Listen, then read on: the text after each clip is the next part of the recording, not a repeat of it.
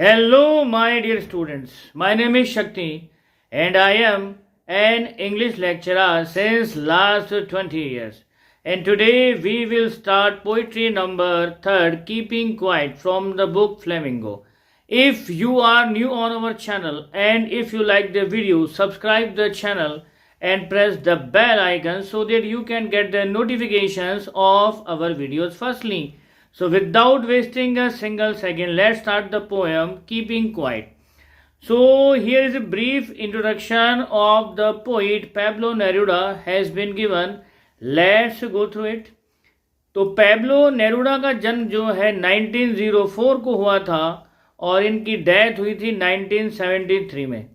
Pablo Neruda तो इनका pen name है, इनका जो रियल नेम था वो था नेफ्टेली रिकार्डो रीस बासोआल्टो।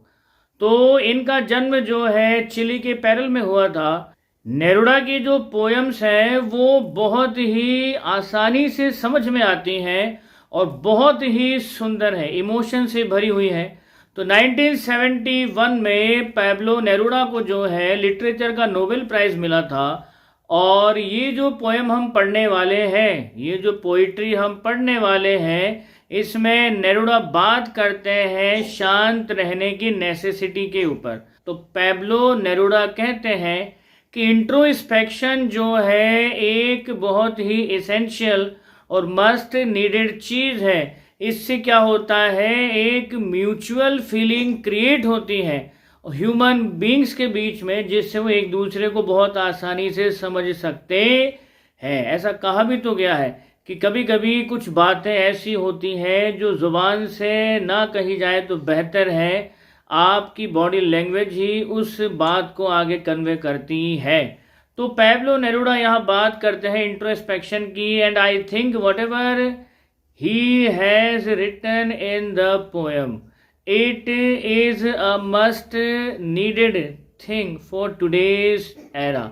आज के समय में इस पोएम की बातों का इम्प्लीमेंटेशन बहुत ज़्यादा ज़रूरी है, बहुत नीडेड है। तो आइए without wasting a single second हम इस पोएम के स्टैंजास को डीपली एनालाइज करते हैं। तो पहले स्टैंजा में पैब्लो कहते हैं कि now we will count to 12 and we will all keep still. तो पैब्लो नेरुडा कहते हैं कि अब हम जो है 12 तक गिनेंगे और 12 की गिनती ख़त्म होते ही सब एकदम स्टिल हो जाएंगे, शांत हो जाएंगे। तो यहाँ शांत होने का सीधा सीधा सा मेन पैब्लो ये कह रहे हैं कि जो भी काम हम लोग कर रहे हैं, जिस किसी काम में भी हम लोग इंडल्ज हैं, उसको थोड़ी देर के लिए हम बंद कर दें, बिल्कुल स्टिल हो जाए, कोई भी काम ना करें, थोड़ी देर के लिए रुक करके हमें क्या करना है। आगे पैब्लो कहते हैं कि एक बार for once on the face of earth let's not speak in any language, let's stop for 1 second and not move our arms so much. तो सेकेंड स्टैंजा में पैब्लो कहते हैं कि एक बार, केवल एक बार आइए हम इस धरती के ऊपर किसी भी भाषा में बात ना करें। अच्छा, पैब्लो किसी भी भाषा में बात ना करने की बात क्यों कर रहे हैं? ध्यान दीजिए दोस्तों, मेरे प्यारे स्टूडेंट्स, कि भाषा जो है एक तरह का डिफरेंस पैदा करती है। मैं हूँ राजस्थानी, मैं हूँ बंगाली, मैं हूँ गुजराती, मैं हूँ पंजाबी, मैं हूँ कनेडियन, मैं हूँ रशियन, मैं हूँ जर्मन। तो ये सारी की सारी जो भाषाई एक तरह का डिफरेंस है, ये लोगों के मन में एक तरह का भेद पैदा करता है। तो यहाँ पैब्लो कह रहे हैं कि भेद करने वाली जो भी चीज़ें हैं फिलहाल हम उनको पीछे छोड़ दें। और पैब्लो कहते हैं कि एक बार आइए, केवल एक बार इस धरती के ऊपर हम किसी भाषा में बात ना करें। लेट्स स्टॉप फॉर 1 सेकेंड, एक पल के लिए सारे के सारे रुक जाएं।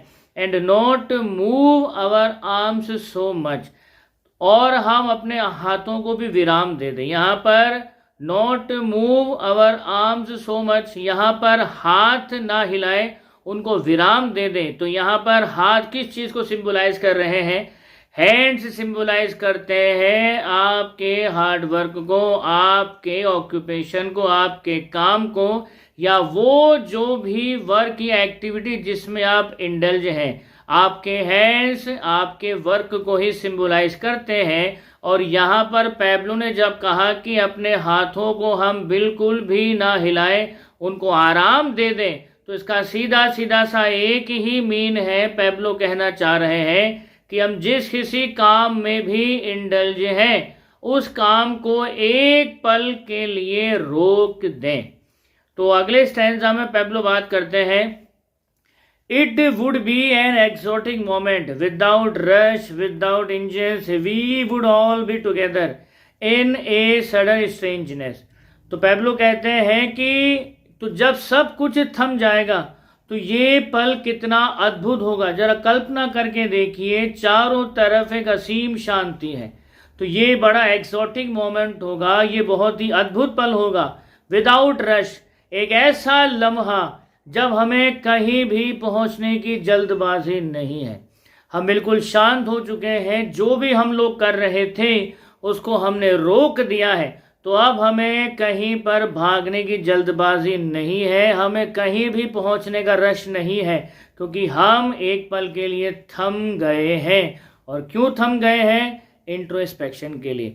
तो हमें किसी भी तरह का कोई रश नहीं है, हमें कहीं नहीं पहुंचना, हम एक पल के लिए रुक गए हैं। और जिस पल रुके तो चारों तरह के अद्भुत सा माहौल है, एक बहुत ही अद्वितीय पल है। विदाउट इंजन, एक ऐसा पल जब दुनिया की सारी मशीनें थम गई हैं। विदाउट इंजन मीन्स दुनिया की सारी मशीनें थम गई हैं। आप ध्यान दीजिए, इस दुनिया को आज के समय में चलाने वाला अगर कोई सबसे बड़ा पावर है तो वो है मशीनें। यहाँ पर विदाउट इंजन्स का सीधा सीधा सा मतलब यही है कि सारी मशीनें रुक गई हैं। अब जब मशीनें रुक गई हैं तो इट मीन्स इंसान थोड़ी देर के लिए थम गया है। आगे पैब्लो कहते हैं कि जब इंसान थम गया है तो आगे क्या हुआ है? We would all be together, तो हम उस पल, उस एग्जॉटिक मोमेंट में सब के सब एक साथ होंगे। यानी कि मैं बैठा हूँ, मान लीजिए मैं बैठा हूँ दिल्ली में और कोई बैठा है यूएसए के अंदर, लेकिन एट द सेम मोमेंट वो एक काम कर रहा है, रुक करके इंट्रोस्पेक्शन कर रहा है, आत्मनिरीक्षण कर रहा है, वो कोई भी काम नहीं कर रहा, तो वो है तो हमसे दूर, लेकिन एट द सेम टाइम वो हमारे साथ भी है।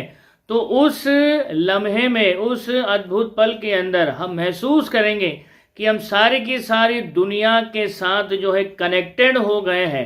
हालांकि वो पल इन अ सडन स्ट्रेंजनेस, एक अजनबी माहौल तो होगा, लेकिन उस अजनबी माहौल में भी हम सभी अपने आप को महसूस करेंगे कनेक्टेड दुनिया के उन सारे लोगों से जो इस समय, इस पल वही काम कर रहे हैं जो हम कर रहे हैं। और ये काम है आत्मनिरीक्षण का। रुक करके वो जो भी कर रहे थे वो उन्होंने करना बंद कर दिया है, और अब वो रुक करके कर रहे हैं इंट्रोस्पेक्शन, और वो उस अद्भुत लम्हे में, उस एग्जोटिक मोमेंट में हमारे साथ में ही होंगे। तो वो उस अद्भुत लम्हे में, उस अद्भुत पल में हमारे साथ ही होंगे, लेकिन एक स्ट्रेंज माहौल में, सडन स्ट्रेंजनेस के अंदर, अचानक से क्रिएट हुए उस अजनबी माहौल में, क्योंकि ये अब से पहले कभी क्रिएट ही नहीं हुआ था। तो जब हम एक साथ होंगे और इंट्रोस्पेक्शन करेंगे तो हम किस चीज के बारे में सोचेंगे? ध्यान दीजिएगा, fisherman in the cold sea would not harm whales and the man gathering salt would look at his hurt hands. तो फिशरमैन, वो मछुआरे, इन द कोल्ड सी, जो ठंडे समंदर में गए हैं, किस लिए गए हैं? मछलियां पकड़ने गए हैं या व्हेल मछलियों का शिकार करने के लिए गए हैं। तो वो मछुआरे जो ठंडे समंदर के अंदर गए हैं मछलियों का या व्हेल का शिकार करने के लिए, जब वो रुकेंगे और एक पल के लिए इंट्रोस्पेक्शन करेंगे कि हम ये क्यों कर रहे हैं। इस दुनिया में ऊपर वाले ने सबको जीने का हक दिया है, तो भला किसी दूसरे के जीने का हक छीनने वाले हम होते कौन हैं? केवल इसलिए कि हमें हमारा पेट पालना है। तो क्या किसी की जान लेकर के हम अपना पेट पाल रहे हैं? तो भला ये कहीं से भी सही है क्या? अब ये चीज सोचने का पल, मौका हम जब तक नहीं अपनी लाइफ में लाएंगे तब तक हमें पता ही नहीं चलेगा कि जिंदगी जीने की आपाधापी में, जिंदगी जीने की दौड़ में हम लोग जो है बेसिक वैल्यूज को कहीं बहुत पीछे छोड़ आए हैं। तो हम एक बस रेट रेस में आगे भागे जा रहे हैं। हमें खुद को नहीं पता कि हम दरअसल अपनी लाइफ में एक्चुअली चाहते क्या है। एटर्नल ब्लिस हमें किस चीज से मिलेगी वो तो हमें पता है नहीं। तो बिना किसी चीज को विचारे हुए बस भागे जा रहे हैं और यहाँ पर जो है दूसरों का नुकसान करके भी अपना फायदा करना अपना परम सिद्ध अधिकार समझने लगे हैं। तो जब राइटर कहता है कि आप एक पल के लिए रुक जाएं और ये सोचें कि आप जो भी कर रहे हो वो क्यों कर रहे हो, तो तब हमें जाकर के एहसास होने लगता है कि शायद ये वो है ही नहीं जो हम करना चाहते थे। तो जब आप एक पल के लिए रुक जाएंगे तो वो मछुआरे जो ठंडे समंदर के अंदर जो है मछलियां पकड़ने गए हैं, वेल्स को मारने गए हैं, वो एक पल के लिए रुक करके सोचेंगे कि हम अगर किसी दूसरे प्राणी का जीवन ले रहे हैं तो ये जान लेने का हक हमें दिया किसने है, और किसी की जान लेकर के अपना घर चलाना ये तो भैया कहीं से भी सही नहीं है। लेकिन इस चीज का एहसास तब तक नहीं होगा जब तक वो अपने अंदर झांक करके नहीं देखेंगे, और जब तक झांक करके नहीं देखेंगे तब तक पता ही नहीं चलेगा कि कितना गलत अब तक वो करते आ रहे थे। और अगले लाइनें स्टैंजा की, and the man gathering salt would look at his hurt hands. अब ये वाली लाइन बहुत गहरे मायने रखती है। और वो मनुष्य, वो लोग, वो आदमी जो नमक को इकट्ठा कर रहे हैं, वो मनुष्य, वो इंसान, वो आदमी, वो लोग जो नमक को इकट्ठा कर रहे हैं, वो नमक इकट्ठा करने के दौरान अपने घायल हुए हाथों को देखेंगे। अब यहाँ पर बहुत गहरे मायने हैं इस चीज के। आप बहुत अच्छी तरीके से जानते हैं कि कोई भी इंसान जो है घर चलाने के लिए नमक इकट्ठा करने का काम नहीं करता। तो ये नमक इकट्ठा करना है क्या? यहाँ पर नमक इकट्ठा करना सिंबलाइज कर रहा है उस वर्ग को, उस विशेष वर्ग को जो है नौकरी पेशा वर्ग है। तो जब ये अपना पेट पालने के लिए किसी के यहाँ काम करता है तो काम करने के दौरान ऐसे बहुत सारे मौके आते हैं जब उस पर्टिकुलर पर्सन को या व्यक्तियों को या लोगों को अपने सुपीरियर से, अपने ऊंचे अधिकारी से, अपने बॉस से कुछ ऐसा सुनना पड़ता है जिसकी वजह से उसका सेल्फ रेस्पेक्ट लहूलुहान हो जाता है। तो नमक इकट्ठा करना हो गया अपने परिवार को पालने के लिए किसी तरह की नौकरी करना, और नमक इकट्ठा करने से हुए घायल हाथ, ये वही है जो आपके स्वाभिमान के उस लहूलुहान स्थिति को सिंबलाइज कर रहे हैं। तो जब आपको समय मिलेगा तभी तो आप इस चीज के बारे में सोचोगे ना कि भाई हमारे अंदर इतनी काबिलियत है, इतना टैलेंट है, इतनी प्रतिभा है, हम क्या से क्या कर सकते हैं। तो भला एक पर्टिकुलर नौकरी के लिए हम किसी व्यक्ति विशेष का इतना ज़्यादा जो है इंसल्ट सहन कर रहे हैं, वो हमारी बेइज्जती कर रहा है, हमारे सेल्फ रेस्पेक्ट को तार तार कर रहा है, और हम चुपचाप सुन रहे हैं, अपने स्वाभिमान को घायल होने दे रहे हैं। क्यों घायल होने दे रहे हैं? क्योंकि हमारे ऊपर जिम्मेदारी है। याद रखिए, जिम्मेदारियां सब पर होती हैं, लेकिन अपने स्वाभिमान को खो करके आप अगर कुछ भी करते हो तो आपने अपनी पहचान ही खो दी है। तो राइटर यहाँ सीधे सीधे आपको एक चीज की याद दिलाना चाहता है कि इस दुनिया में स्वाभिमान से बढ़कर कुछ भी नहीं है। आप अगर अपनी रेस्पेक्ट नहीं कर सकते, आप अपने स्वाभिमान को अगर बचा नहीं सकते, तो दूसरों की तो आप बात ही छोड़ दो। शायद दुनिया के अंदर जो इतना कुछ गलत हो रहा है उसके पीछे एक लॉजिक ये भी है कि कोई इंसान अपने साथ हो रहे गलत का विरोध जब नहीं करता तो भला दूसरों के साथ हो रहे गलत का वो किस तरह से विरोध करेगा और क्या तो उसके अगेंस्ट में आवाज उठाएगा। लेकिन यहाँ पैब्लो नेरूदा बड़ी गहराई से, बड़ी फर्मली कहते हैं कि वो लोग जो नमक इकट्ठा करते हैं, इन शॉर्ट वो लोग जो नौकरी पेशा लोग हैं, तो नौकरी करने के दौरान अपने सुपीरियर के द्वारा कभी ना कभी या ओकेशनली उनकी इंसल्ट होती है और उस इंसल्ट की वजह से उनके घायल हाथ है, उनका स्वाभिमान घायल है। तो वो कब इसके बारे में सोचेंगे?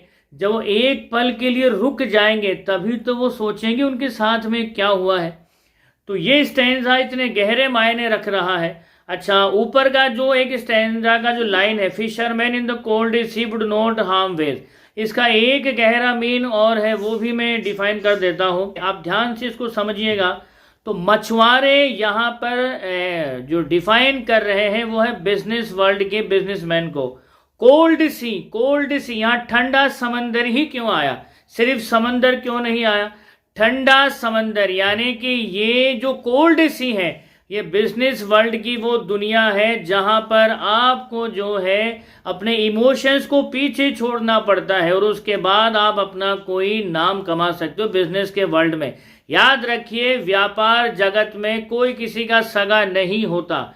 यहाँ तक कि आपके परिवार का कोई पर्सन भी अगर आपकी दुकान से कुछ खरीद रहा है तो पैसे लेना, जो हार्डकोर बिजनेसमैन है वो तो भैया उसके भी पैसे लेते हैं, तो पैसे लेना जन्मसिद्ध अधिकार है। बिकॉज इमोशंस जो है व्यापार के सबसे बड़े शत्रु होते हैं। तो यहाँ पर फिशरमैन का एक दूसरा सिंबलाइजेशन है, यह है उद्योगपति, छोटे हो चाहे बड़े हो, और कोल्ड सी कहला रहा है बिजनेस वर्ल्ड। तो वुड नॉट हार्म वेल्स, अब यहाँ पर वेल्स किस चीज को सिंबलाइज कर रहा है? दूसरा यहाँ पर मीन ये है कि बिजनेस वर्ल्ड में आगे बढ़ने के लिए, तरक्की पाने के लिए कई बार जो है दूसरों के इंटरेस्ट को हम लोग ऑफेंड करके आगे बढ़ते हैं, दूसरों का नुकसान करके हम आगे बढ़ते हैं, और नुकसान करते समय हमको एहसास भी नहीं होता कि हम क्या गलत कर रहे हैं, क्योंकि जिस दुनिया में हम लोग उतर गए हैं बिजनेस जगत में, वहां पर इमोशन लेकर के आप काम नहीं कर सकते। तो तरक्की करने के लिए, आगे बढ़ने के लिए इमोशन लेस होकर के जब आप आगे बढ़ते हैं तो आपको होश ही नहीं रहता कि इस सक्सेस की रेस में, दौड़ में आपने जानबूझकर या अनजाने में ही कितने लोगों का कितना बड़ा नुकसान किया है। और किस लिए किया है? सक्सेस पाने के लिए, ग्रो करने के लिए, बिजनेस को फैलाने के लिए। क्योंकि बिजनेस में राइवलरीज आपने सुन रखी होगी, और बिजनेस में राइवलरीज अगर आपने सुन रखी है तो उस राइवलरी की पीक पर जो होता है, I don't need to tell you कि कंपनीज या बिजनेस टाइकून्स या उद्योगपति अपने ब्रांड को या अपने पर्टिकुलर बिजनेस को दूसरे से आगे बढ़ाने के लिए किस हद तक जा सकते हैं, ये मुझे आपको बताने की नीड नहीं है। तो यहाँ पर ये दूसरा चीज डिफाइन किया है कि फिशरमैन है उद्योगपति, कोल्ड सी है बिजनेस वर्ल्ड, और यहाँ पर वेल्स है किसी दूसरे बड़े उद्योगपति या कोई आपका राइवल या आपका कंपटीटर जिसका आपने नुकसान किया है इमोशन लेस होकर के। तो जब आप बैठ करके इंट्रोस्पेक्शन करेंगे कि आपने ये क्यों किया, तभी तो आपको पता चलेगा कि आपने जो भी किया गलत किया। लेकिन इंट्रोस्पेक्शन करने के लिए जो भी आप अब तक कर रहे थे उसे आपको रोकना ही पड़ेगा। तो ये स्टैंजा की दो लाइन ये डिफाइन कर रही है। और गैदरिंग सॉल्ट, ये मैंने बता ही दिया, नौकरी पेशा वर्ल्ड की उस परेशानी को शो कर रहा है जिसमें वो लोग किसी कंपनी में या कहीं भी नौकरी करके जो है अपना परिवार चला रहे हैं, लेकिन उसी दौरान अपने सुपीरियर्स के द्वारा रेगुलर बेस पर या ओकेशनली या कभी कभी इंसल्ट भी सहन करते हैं, लेकिन उस इंसल्ट को सहन करके स्वाभिमान अपना तार तार कर रहे हैं, लेकिन वो इसके बारे में कुछ सोच नहीं रहे। तो यही है नमक से घायल हाथ। तो आज के इस पार्ट में हम पोइट्री के इतने ही पार्ट को लेंगे। इसके नेक्स्ट पार्ट में इसकी और स्टैंजास को हम और डीपली एनालाइज करेंगे। तब तक आप खुश रहिए, मुस्कुराते रहिए। जय हिंद, जय भारत, वंदे मातरम।